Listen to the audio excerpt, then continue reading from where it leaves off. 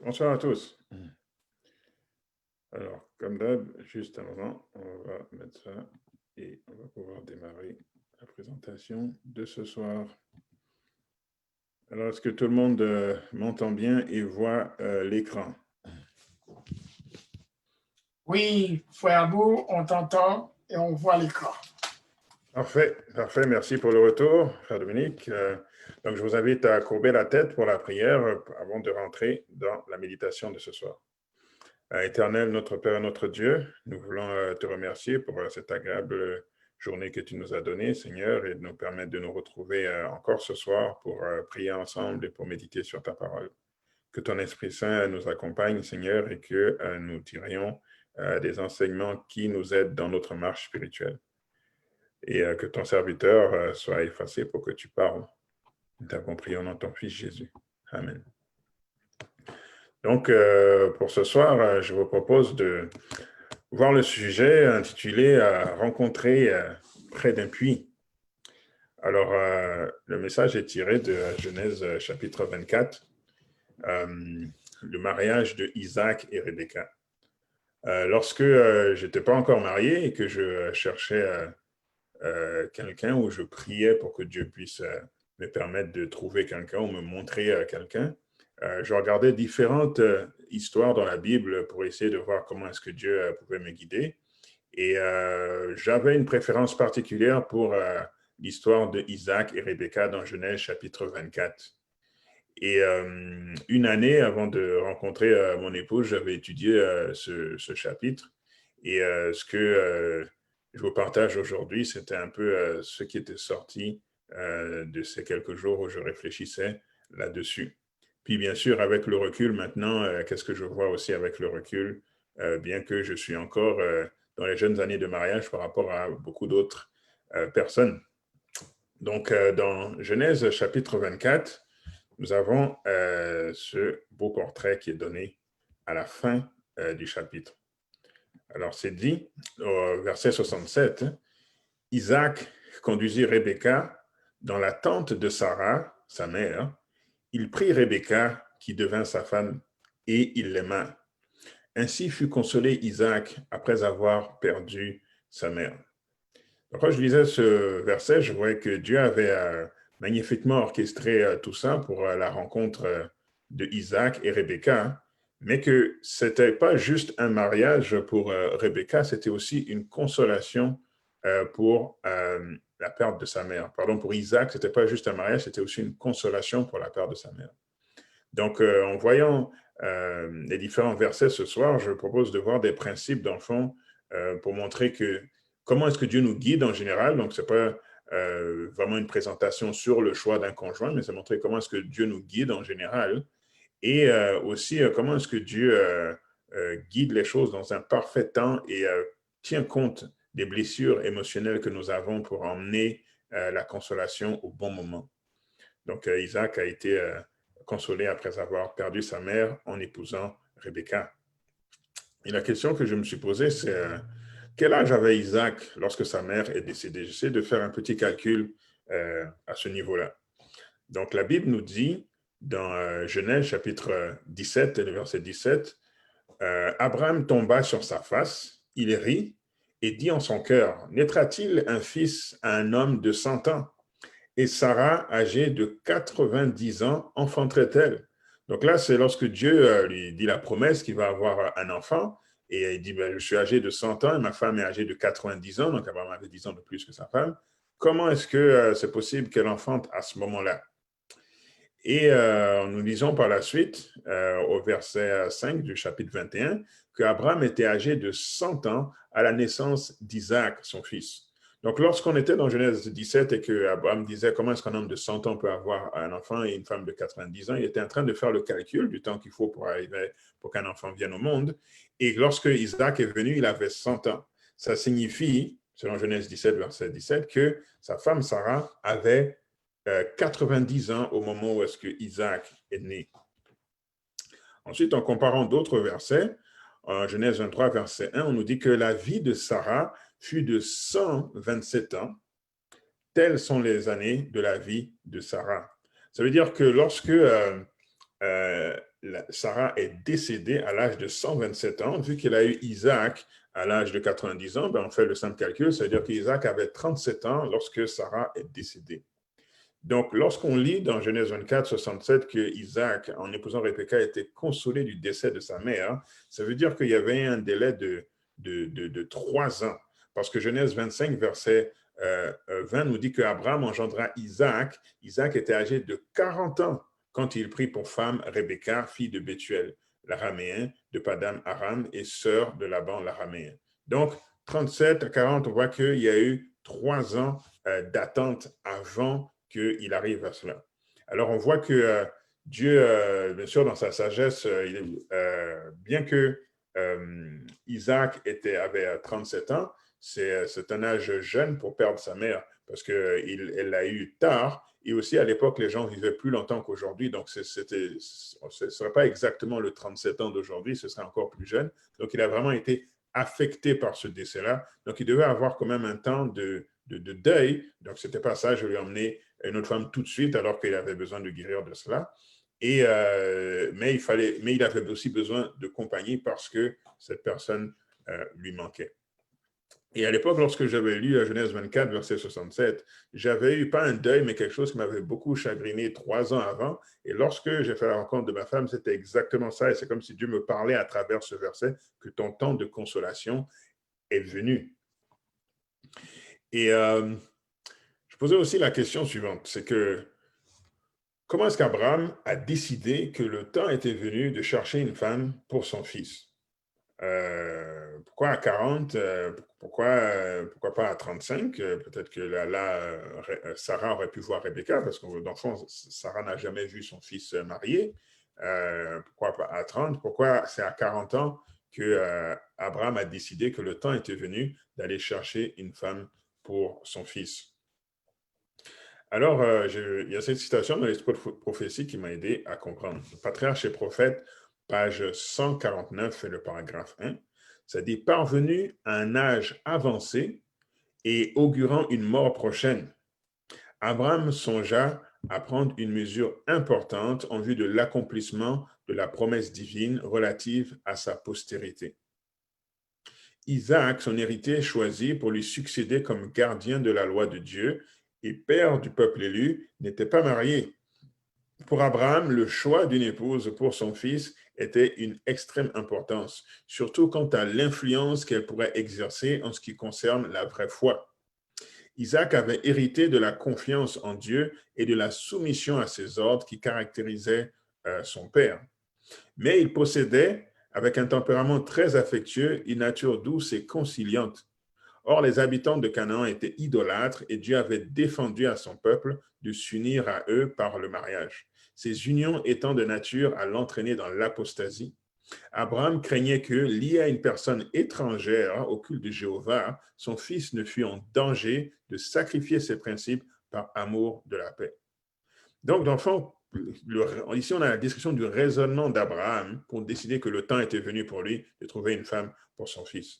Donc, premièrement, lui, il avançait en âge, il dit, OK, je vais mourir bientôt. Et Genèse 24 commence en disant qu'Abraham était vieux, n'est-ce pas, avancé en âge. Donc, je vais mourir bientôt et il faut que la promesse que Dieu m'a faite à travers ce fils que j'ai eu avec peine et misère, l'erreur que j'ai commise avec Agar, etc., l'épreuve du sacrifice, etc. Il ne faut pas que j'échoue, il faut vraiment que cet enfant-là continue la lignée et que cet enfant-là continue, reçoive la bénédiction et la promesse que Dieu m'a faite pour ma postérité. Donc, il avait le souci de continuer la mission de Dieu, il voyait qu'il arrivait en âge.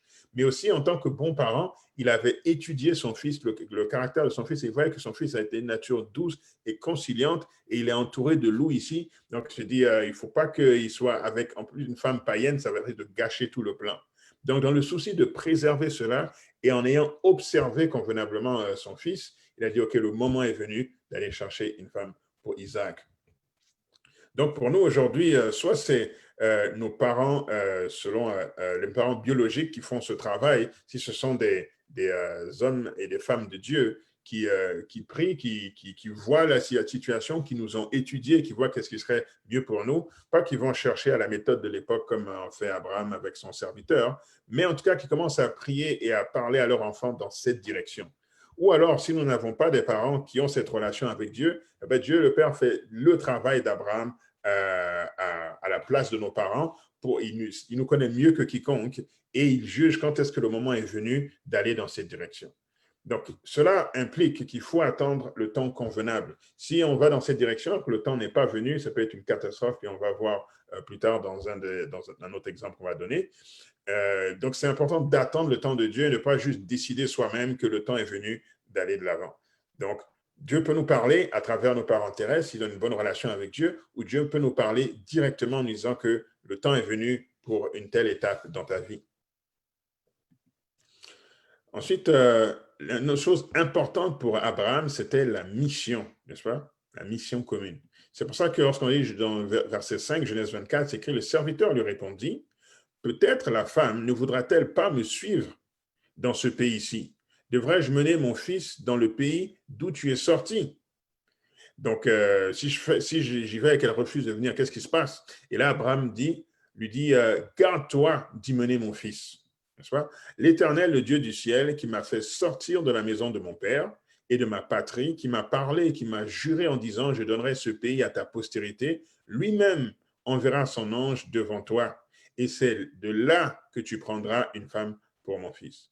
Donc, la mission est vraiment claire. Il faut que la mission soit claire dans l'esprit du jeune qui va dans cette direction. Puis là, on parle dans le contexte de Genèse 24 qui parle de mariage, mais ça peut être n'importe quelle décision importante dans la vie. Donc, j'essaie de montrer des principes juste pour que Dieu nous guide pour n'importe quel choix important que nous devons faire. Et quand la mission est claire, le tri au niveau de ce que l'on recherche est clair aussi.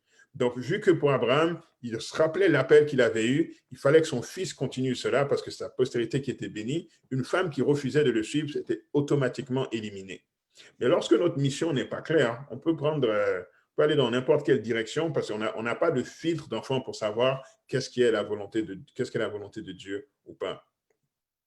Dans mon cas, je me rappelle, un an avant que je rencontre mon épouse, elle m'avait envoyé un email. En ce moment-là, je ne savais pas cette équipe. Et j'étais dans le ministère de Jaffa. Elle a envoyé un email à Jaffa en disant voici, je me présente une telle, et puis j'ai entendu parler de votre ministère, et j'aimerais vous aider au niveau du texte, au niveau des traductions, etc., si vous en avez besoin. Et à cette époque, je lui ai répondu merci beaucoup pour votre aide, mais nous n'avons pas besoin d'aide, merci. Saine. Et aujourd'hui, elle fait des blagues en disant que tu as rejeté vulgairement mon aide. Mais avec du recul, je me rends compte que c'était juste le temps n'était pas venu. Donc, vu que le temps n'était pas venu, son aide est venue plus tard, lorsque le temps était requis. Et verset 8 nous dit, si la femme ne veut pas te suivre, tu seras dégagé de ce serment que je te fais faire, seulement tu n'y mèneras pas mon fils. La quête maintenant.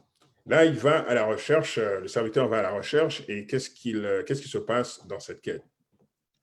Verset 2, Abraham dit à son serviteur, le plus ancien de sa maison, donc beaucoup disent que c'est Eliezer, hein, l'intendant de tous ses biens, mais je te prie ta main sous ma cuisse, qui était une façon à l'époque de jurer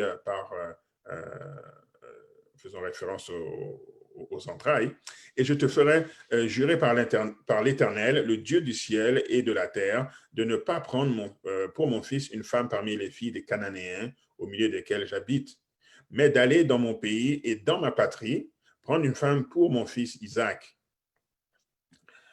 Et il dit, maintenant, lorsque Élisée reçoit cet ordre, il va dans le pays, effectivement chercher dans la famille d'Abraham, et voici ce qu'il dit, au verset 12. Et il dit, Éternel, Dieu de mon Seigneur Abraham, fais-moi, je te prie, rencontrer aujourd'hui ce que je désire, et use de bonté envers mon Seigneur Abraham.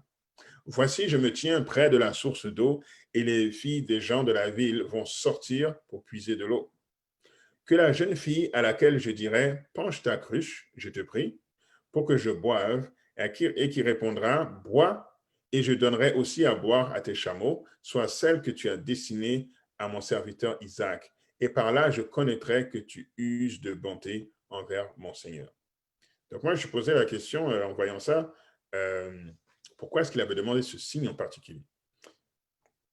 Et ensuite, une fois qu'il a demandé ce signe, Rebecca arrive, Rebecca fait tout ce qu'il a demandé, elle puise de l'eau, elle en donne à ses serviteurs et aussi aux chameaux. Et après, il lui pose des questions sur qui elle est. Au verset 23, c'est écrit, et il dit, de qui es-tu la fille? Dis-le-moi, je te prie. Y a-t-il dans la maison de ton père de la place pour passer la nuit? Elle répondit, je suis fille de Bethuel, fille de Milka et de Nacor. Donc, pourquoi ce signe en particulier? Pourquoi il a choisi de demander que ce soit celle qui puise de l'eau pour lui et aussi pour les chameaux? Alors, voici une réponse dans Patriarche et Prophètes, page 151, paragraphe 1. C'est dit, la réponse à sa prière ne se fait pas attendre. Parmi les femmes réunies autour d'un puits, l'une d'elles le frappe par ses manières avenantes. Il s'approche d'elle et lui demande à boire de la cruche qu'elle porte sur l'épaule. Non seulement il est accueilli avec bonté, mais elle lui offre de puiser de l'eau pour ses chameaux. Fonction réservée en Orient aux filles de maison princière elles-mêmes. Donc, il y avait un tri là par rapport aux coutumes de l'époque. De demander ça, c'était juste certaines, c'était pas n'importe qui faisait ça. Ensuite, c'est écrit, le signe demandé par Eliezer venait de lui être accordé. Non seulement la jeune fille était très belle, mais sa courtoisie empressée indiquait à la fois un bon cœur et une nature pleine d'activité et d'énergie. Le serviteur d'Abraham reconnaît que jusqu'ici, la direction divine l'a favorisé. Donc, quand on pense au verset qu'on vient de lire, Abraham a dit, va dans ce pays, puis trouve une femme qui n'est pas cananéenne dans ma famille et emmène-la ici. Mais lorsque le serviteur arrive, le signe qu'il demande, c'est pas, Seigneur, emmène une personne de la famille d'Abraham, qui fait que lorsque je vais lui poser la question de quelle famille es-tu, elle va me répondre, je suis de la famille d'Abraham. C'était pas ça son signe. Son signe, c'était celle qui va puiser de l'eau. Donc, on voit ici que le caractère venait avant même l'ethnicité. Il voulait d'abord voir, est-ce que cette personne-là a le type de caractère de quelqu'un qui craint Dieu, et ensuite, je vais voir si elle vient vraiment de la famille d'Abraham. Donc, ça nous montre que lorsqu'on cherche, que ce soit conjoint ou n'importe quelle directive, n'importe quel choix qu'on doit faire important dans notre vie, c'est de voir d'abord les principes de Dieu. Est-ce que les principes de Dieu sont vraiment appliqués dans cette direction? Il faut que ce soit quelqu'un qui aime Dieu, ou alors il faut que ce soit quelque chose, une carrière qui ne soit pas en contradiction avec les commandements de Dieu. Puis ensuite, on va voir les autres détails qui viennent par la suite. Donc, il ne faut jamais inverser les priorités. Bien sûr, il se trouve que Rebecca était de la famille d'Abraham et tout, mais je trouvais intéressant l'approche et vraiment ça montre aussi le degré de spiritualité de ce serviteur d'Abraham qui a vraiment demandé la bonne chose pour pouvoir tomber sur la bonne personne rapidement. Les ressources maintenant. Dans Genèse 24, verset 2, on nous dit qu'Abraham dit à son serviteur le plus ancien de sa maison, l'intendant de tous ses biens. Donc, ce serviteur, ce n'était pas n'importe quel serviteur, il avait accès à tous les biens d'Abraham. Et au verset 10, c'est écrit, le serviteur prit 10 chameaux parmi les chameaux de son seigneur, et il partit, ayant à sa disposition tous les biens de son seigneur. Et il se leva et alla en Mésopotamie, à la ville de Nacor. Donc là, on voit clairement le plan du salut. Donc, premièrement, oui, il a des ressources. Donc, ça veut dire de manière terre à terre qu'avant d'aller dans certaines directions, comme le mariage, s'assurer qu'on a les ressources, n'est-ce pas? Donc, le fait que les ressources ont été présentées à la famille de Rebecca les a convaincus qu'ils pouvaient laisser partir leur fille et ça allait être quelque part où ce mari allait pouvoir prendre soin de Rebecca. Donc, je ne dis pas que tout le monde doit être riche comme Abraham, là, mais je dis qu'il doit quand même avoir un plan de comment on va manger ou comment on va subvenir aux besoins de la famille.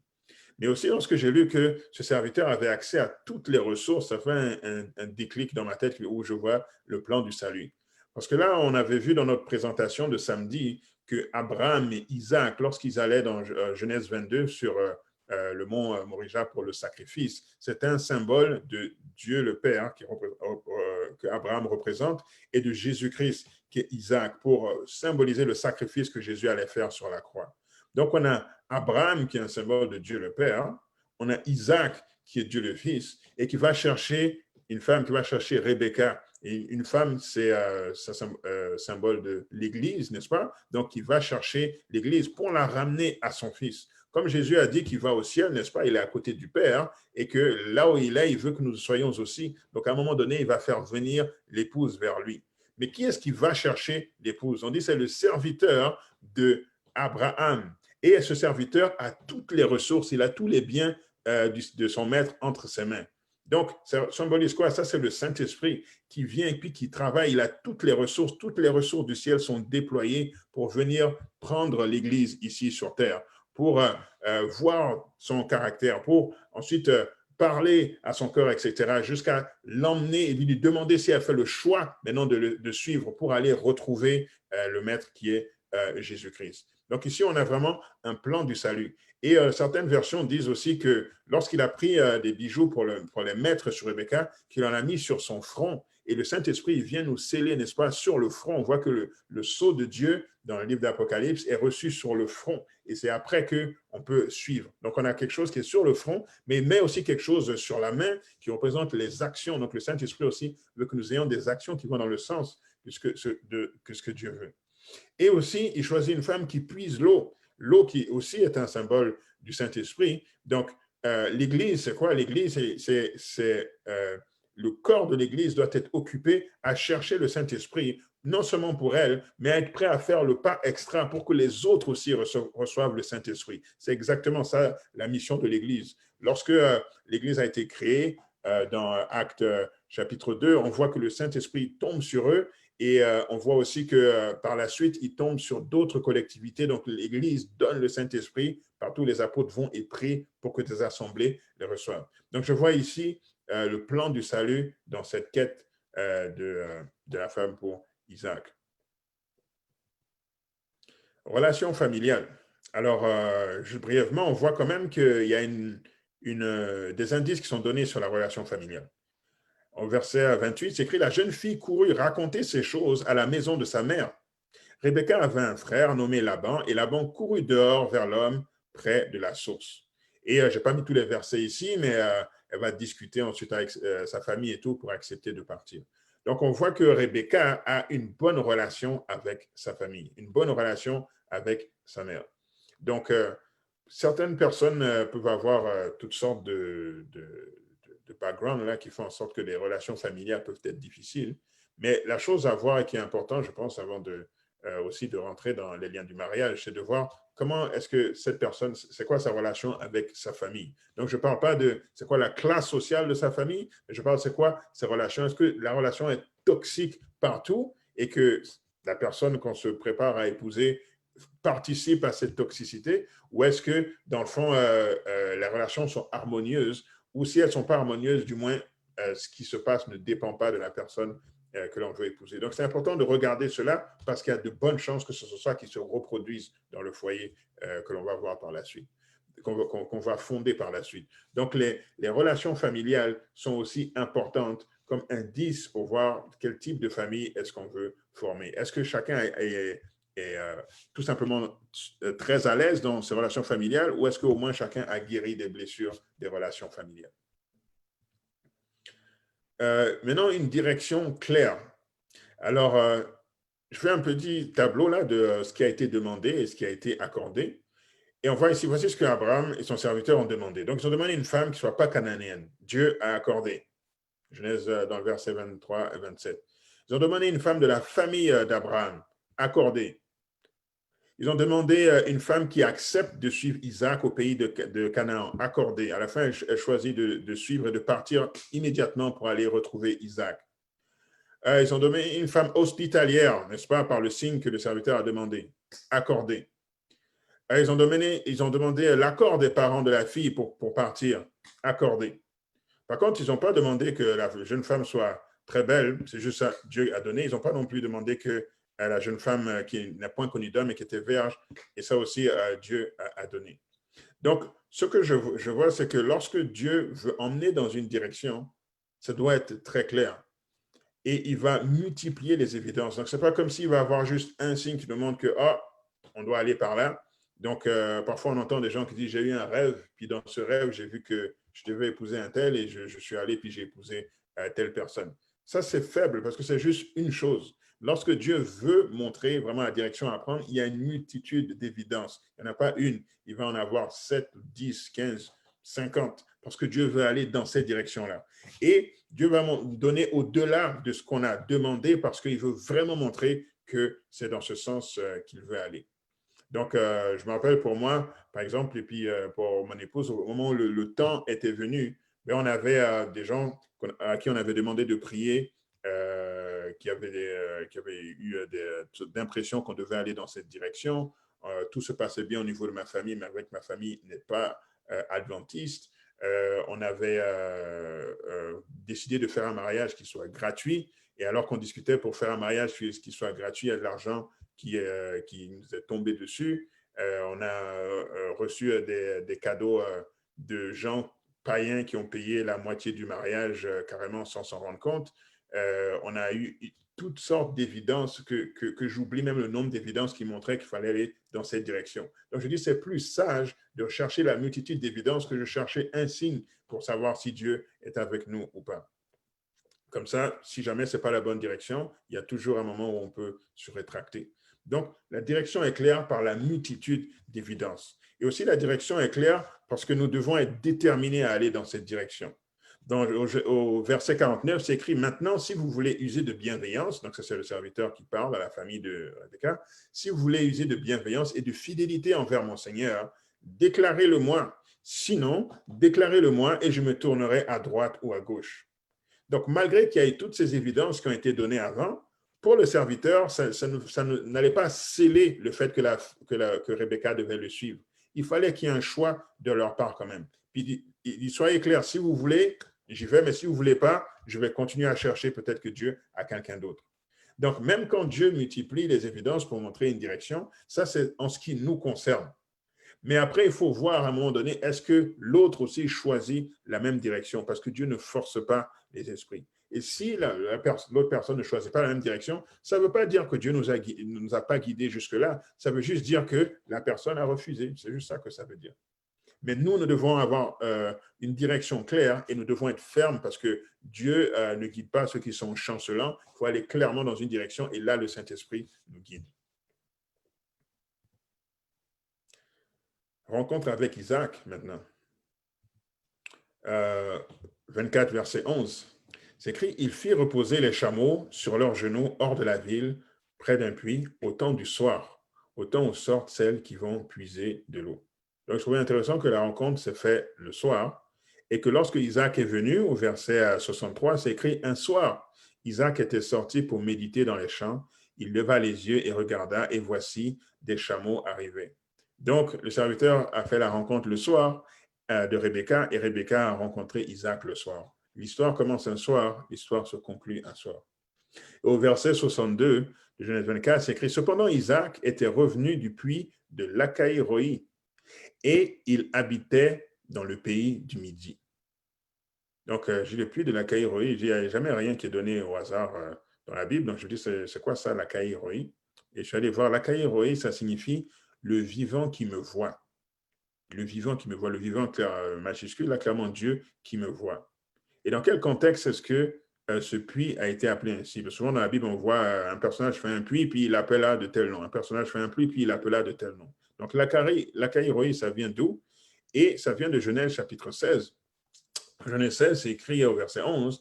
L'ange de l'Éternel lui dit, voici, tu es enceinte et tu enfanteras un fils. Et à qui tu donneras le nom d'Ismaël, car l'Éternel t'a entendu dans ton affliction. Donc, ici, c'est l'ange qui parle à Agar alors qu'elle est chassée de la maison d'Abraham et de Sarah. Et l'Éternel lui dit, tu vas avoir un fils, tu vas appeler le nom d'Ismaël, car l'Éternel t'a entendu dans ton affliction. Verset 12, il sera comme un âne sauvage, sa main sera contre tous, et la main de tous sera contre lui, et il habitera en face de tous ses frères. Elle appela Ata El-Roi le nom de l'Éternel qu'il avait parlé, car elle dit, ai-je rien vu ici après qu'il m'a vu? C'est pourquoi on a appelé ce puits de Lacaï-Roi, il est entre Kadès et Bared. Donc ici, Lacaï-Roi, c'est l'expérience de Agar lorsqu'elle était au désert et que l'Éternel a entendu son affliction. Donc, Lacaï-Roi, ça fait référence à la personne est dans l'affliction et Dieu entend l'affliction. Donc, c'est pour ça que lorsqu'on lit dans la fin de Genèse 24 que Isaac était au puits de la Caïroï, ça fait référence à son affliction qu'il avait encore, n'est-ce pas, du décès de sa mère, et que lorsque maintenant Rebecca est venue et qu'ils se sont mariés, il a obtenu la consolation de son affliction parce que le vivant le voyait et a entendu son affliction. Donc ainsi, on a vraiment un symbole de Dieu qui comprend la douleur émotionnelle de Isaac et qui a parfaitement orchestré le tout pour lui fournir la guérison. Je termine avec les autres rencontres près d'un puits où les choses ne se sont pas passées de la même façon, mais qui ont ou des similitudes ou des contrastes. Dans quelle autre rencontre on peut voir qui font un parallèle ou contraste avec Genèse 24? La première, c'est celle de Jacob et Rachel. Vous vous rappelez, Jacob, lorsqu'il a dû fuir parce que son frère voulait le tuer, n'est-ce pas, parce qu'il a volé le droit d'aînesse, il a rencontré Rachel également près d'un puits, comme le serviteur d'Abraham a rencontré Rebecca près d'un puits. Sauf qu'il y a un contraste entre les deux histoires, ce n'est pas vraiment la même chose.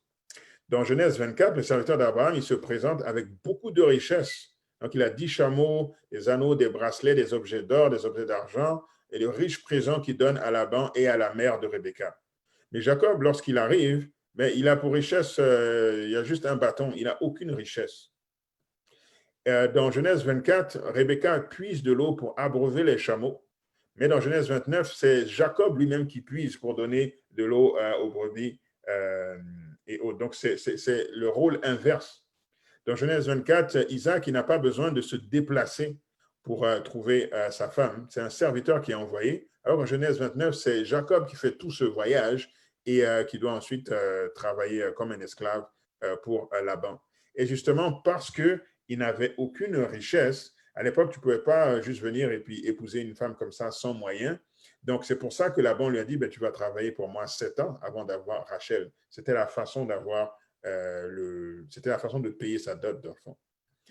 Et dans Genèse 24, on a l'approbation immédiate des parents, tout se passe bien, alors que pour Jacob, il y a un délai, on lui donne d'attendre au moins 7 ans, puis ça se trouve être 14 ans pour avoir Rachel, même si on dit que c'était court parce qu'il l'aimait, c'est quand même pas immédiat. Et il y a l'escroquerie de Laban qui fait que les relations familiales sont toxiques.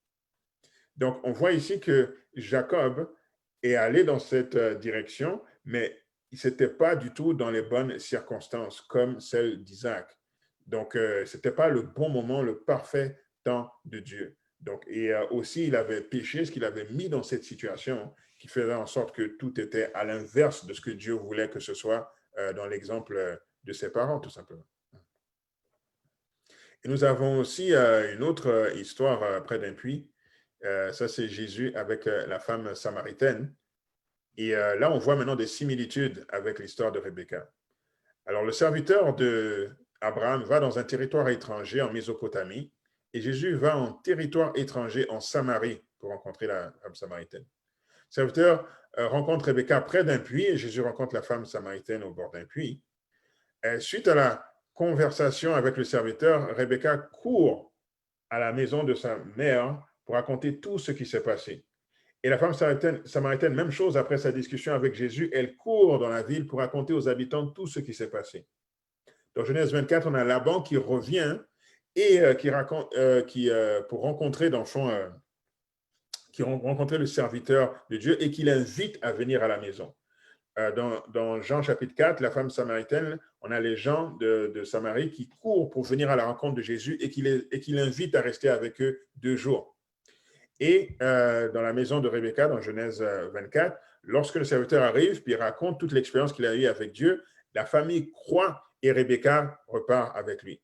Et aussi, dans Jean chapitre 4, lorsque Jésus vient et raconte toute l'expérience, beaucoup de Samaritains ont cru à la parole de Jésus. Donc, les deux histoires-là sont en parallèle, à la différence que Rebecca a le profil parfait, n'est-ce pas? Et la femme samaritaine a le profil déchu. Mais les deux d'enfants rencontrent le Messie sous la forme d'Isaac, n'est-ce pas, pour Rebecca, et sous la forme de Jésus pour la femme samaritaine. Donc ça aussi, c'est une leçon que Dieu veut donner. Alors qu'on cherche à rencontrer Jésus, à rencontrer une personne peut-être pour se marier, On peut avoir un magnifique profil comme celui de Rebecca et Dieu va nous bénir. Mais on peut aussi avoir un profil pas si magnifique comme celui de la femme samaritaine. Mais si on accepte Dieu, Dieu va nous bénir aussi. Conclusion. Dieu déverse ses bénédictions en son temps. Donc, important d'attendre le bon moment. Dieu a des bénédictions pour nous, mais quand quelque chose est en dehors du temps, ça se trouve être une malédiction, n'est-ce pas? Donc, trop tôt, c'est pas bon. Trop tard, c'est pas bon. Attendons que Dieu, dans sa sagesse, juge quel est le bon moment. Dieu donne une multitude d'évidences pour montrer sa volonté. Donc, demander un signe à Dieu, en général, c'est pour un débutant dans la foi. Mais alors qu'on devient plus mature, ce n'est pas si sage de demander des signes à Dieu. Demandons juste à Dieu de nous guider et va donner une multitude d'évidences.